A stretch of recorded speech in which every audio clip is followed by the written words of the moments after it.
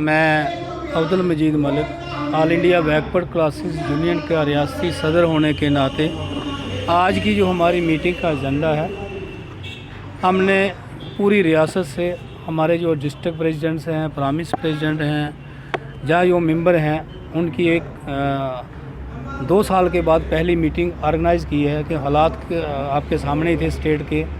पहले दफ़ा 370 का मसला, फिर उसके बाद कोरोना आ गया, तो आज हमने ये मीटिंग 2 साल के बाद बुलाई है कि जो हमारे ओबीसी के all India backward classes union सरकार से बार बार ये गुहार लगाती रही है कि जम्मू कश्मीर में पूरे हिंदुस्तान में मंडल रिपोर्ट लागू है, लेकिन जम्मू कश्मीर में मंडल कमीशन की रिपोर्ट लागू नहीं की गई। सरकार ने ये कहा था कि जम्मू कश्मीर में हमारे जो प्राइम मिनिस्टर साहिब हैं, जब जम्मू में यहाँ एक हमारे स्टेडियम में ये अपना जम्मू में एक प्रोग्राम किया था, तो उन्होंने खुद अपने प्रोग्राम में कहा था कि जम्मू कश्मीर में अगर सबसे ज़्यादा बेइंसाफ़ी हुई है तो वो बैकवर्ड क्लास के लोगों के साथ हुई है।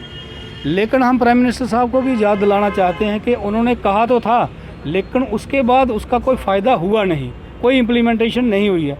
दफ़ा 370 को हटाया गया।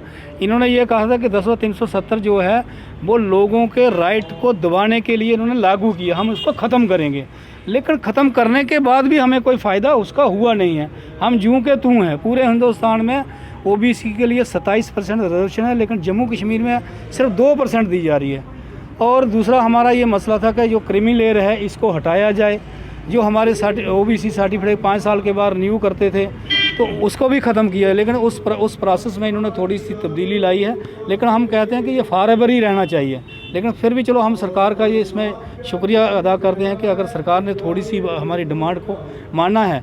लेकिन हम फिर एलजी से और हमारे प्रधानमंत्री नरेंद्र मोदी भाई जी से गुजारिश करते हैं कि जम्मू कश्मीर में जो ओबीसी के लोग हैं, एक तो इनका सेंसस करवाया जाए और इनका ओबीसी का जो कॉलम है वो पूरा एक कॉलम बनाया जाए।